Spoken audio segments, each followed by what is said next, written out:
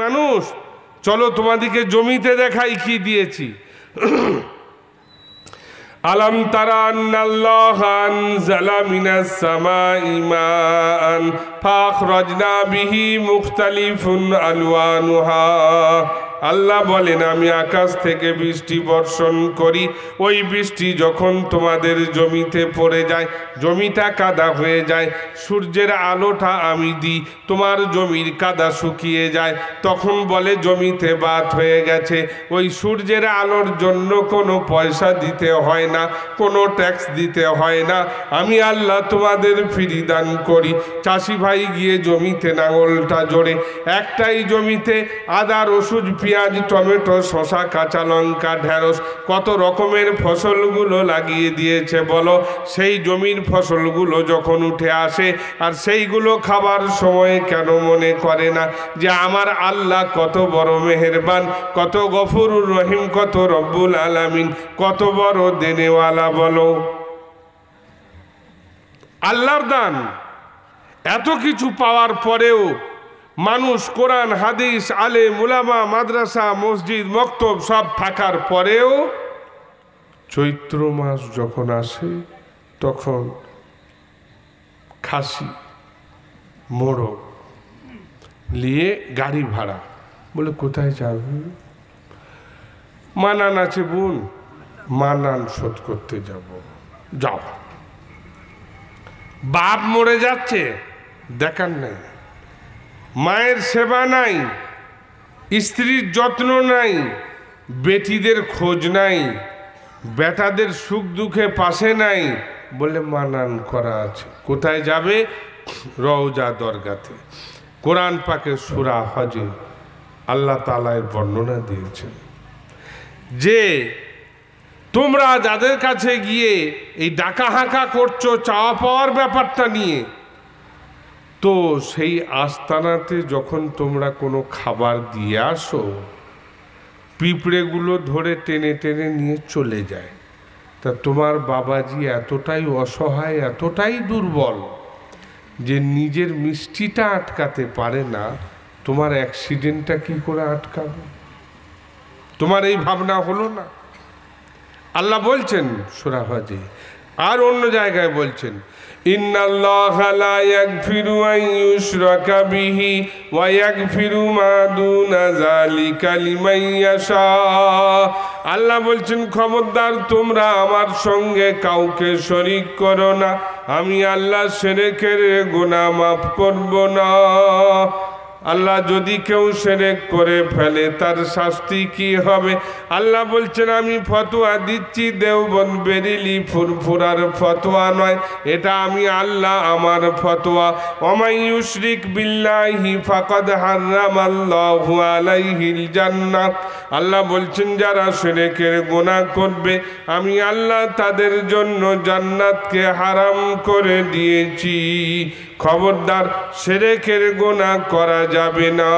মা বোনেরা কোরআন থেকে দূরে থাকার কারণে তাদের যদি বাচ্চা না হয়ে থাকে, তারা রওজা দরগা থানে আস্তানায় গিয়ে গড়াগড়ি দেয় এবং সেইখানে গিয়ে তারা মনে মনে ভাবে হয়তো কোনো একটা বাচ্চা হবে, কোনো একটা সমাধান এখান থেকে মিলবে, এই ভাবনা নিয়ে যাতায়াত করে। কেউ হত্তিক দিয়ে পড়ে থাকে, কিন্তু যে বাচ্চাটাকে আপনি মাদ্রাসায় দিয়েছেন ওই বাচ্চাটা তৈরি হলে গেলে তখন দাদিকে বলবে, মাকে বলবে, খালাকে বলবে, বোনকে বলবে যে কোরআন পাকে আল্লাহ বলেছেন, ইয়াহাবু লিমান ইয়াশাউ ইনাসাও ওয়া ইয়াহাবু লিমান ইয়াশাউ যুকুরি আও ইউজাউযিজুহুম যুকরানাও ওয়া ইনাসা। আল্লাহ কোরআনে বলেছেন, আমি যাকে ইচ্ছা বেটা দিই, যাকে ইচ্ছা বেটি দিই, কাউকে বেটা বেটি দুটোই দিই, কাউকে আবার বন্ধা করি। এটা আমি আল্লাহ দিই, আমি হোলসেলার, আমি কারুর সাব ডিলার রাখিনি যে অন্য কেউ তোমাকে দিতে পারবে। নবীদের যখন সন্তান ছিল না, নবীরা আল্লাহর দরবারে চেয়েছেন, কোরআন তাই বলে, হুনালিকা দাআ যাকারিয়া রব্বা ক্বালা রব্বি হাবলি মিন লাদুনকা যুররিয়াতান তাইয়্যিবা ইন্নাকা সামিউদ দুআ। হযরত জাকারিয়া আলাইহিস সালামের সন্তান নাই, তিনি আল্লাহর কাছে চেয়েছেন, আল্লাহ আমার কোলে কোনো সন্তান নাই, মাওলা তোমার দরবারে অভাব নাই, তুমি তো অনেককে দিয়েছো, আমাকে একটি সন্তান দান করো। আল্লাহ দোয়া কবুল করেছেন, একটি সন্তান দান করেছেন। হযরত ইব্রাহিম আলাইহিস সালামেরও সন্তান নাই, তিনিও আল্লাহর দরবারে বললেন রব্বি হাবলি মিনাস সলিহিন, ওগো আমার রব, আমার প্রতিপালক, আমার খোদা, আমার কোলে সন্তান নাই, তুমি আমাকে একটি নেক সন্তান দান করো। আল্লাহর পরে সব থেকে বেশি পাওয়ারফুল হলো নবীরা।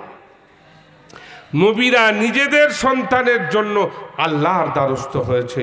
উম্মতকে এটাই শিক্ষা দেওয়া আছে, সন্তান নাই, নামাজের মুসল্লা পেতে দিয়ে তুমি তোমার আল্লাহকে বলো, আল্লাহ আমি নামাজ পড়লাম, তোমার দরবারে মাথা নত করলাম, আল্লাহ তুমি আমার একটা আবেদন নিবেদন, আমার একটা আপনার আকুতি মিনতি শুনে নাও, আমাকে তুমি একটি সন্তান দান করো। এটা হবে সঠিক পন্থা, সঠিক পদ্ধতি। মানুষ বিপদে পড়ে যায়, অনেক সময় বিপদে পড়লে আল্লাহকে ছেড়ে অন্য কাউকে ডাকতে শুরু করে দেয়। ইয়া মুর্শিদ দেখো, ইয়া খাজা বাবা দেখো, ইয়া অমুক বাবা দেখো, বিপদের সময় এরকম ডাক দেয়। আল্লাহ বলছেন না, সর্বকালের সর্বসময়ের সর্বসময়ে যা ডাক দেবে তুমি তোমার আল্লাহকে দেবে, আল্লাহ তোমার জন্য যথেষ্ট। একজন কুলিগিরির কাজ করত স্টেশনে, যখন একজন যাত্রী নেমেছে, বলে এই কুলি, বলে বাবু বলুন, বললে আপনি নিয়ে যাবেন অমুক জায়গা, বলে হ্যাঁ নিয়ে যাব না কেন, চলুন। নিয়ে এলো, আসার পরে জঙ্গলে গিয়ে ঢুকে পড়লো, বলে এটা তো জঙ্গল। তখন সেই কুলিকে বলছে ওই যাত্রী, বলে ওই দেখ কটা মরার মাথা পড়ে আছে দেখছিস না, যাকে এনেছি তাকেই মেরেছি, বেটা তোকেও মারবো। তখন সে বুঝতে পারলো যে আমি কোনো অসৎ মানুষের হাতে পড়ে গেছি। তখন কুলি বলল আমাকে 2 রাকাত নামাজ পড়তে দাও, বলে পড়েলে। কুলি দাঁড়িয়ে গেছে আল্লাহু আকবার বলে, আম্মা ইউজিবুল মুজতাররা ইযা দাআহু ওয়া ইয়াকশিফুস সু। মানুষ যখন লাচার হয়, বেকরার হয়, নো ভ্যাকেন্স হয়, যেখানেই যায় কোনো রকমের কোনো রেসপন্স পায় না, তারপরেও মানুষ যদি আল্লাহকে আল্লাহ বলে ডাকে, আল্লাহ বলছেন আমি কিন্তু তাকে ছুঁড়ে ফেলে দিই না। এই কুলি নামাজে দাঁড়িয়ে আল্লাহর দরবারে ওই আয়াত পড়েছে, আল্লাহ তাআলা একজন ফেরেশতাকে মানুষের রূপ ধরে পাঠিয়েছে, বললে ওই দস্যুকে মেরে দাও। কুলি সেজদায় পড়ে আছে, সেজদা থেকে উঠে দেখলো দস্যু মরে পড়ে আছে আর একজন মানুষ সেখানে দাঁড়িয়ে আছে। তখন আপনার সেই ব্যক্তি কুলিটা বলছে এই বেয়াবান জঙ্গলে কেউ নাই, তুমি ভাই কোথা থেকে এলে? বললে তুমি যার গোলাম আমিও তারই গোলাম, তুমি তোমার আল্লাহকে টেলিফোন করেছ, তোমার আল্লাহ টেলিফোন রিসিভ করে আমাকে পাঠিয়েছে, আমি আমার কাজ করলাম, এবার আমি সেই আল্লাহর দরবারে ফিরে যাব। তো কোরআনে বর্ণনা আছে, হালাত পরিবেশ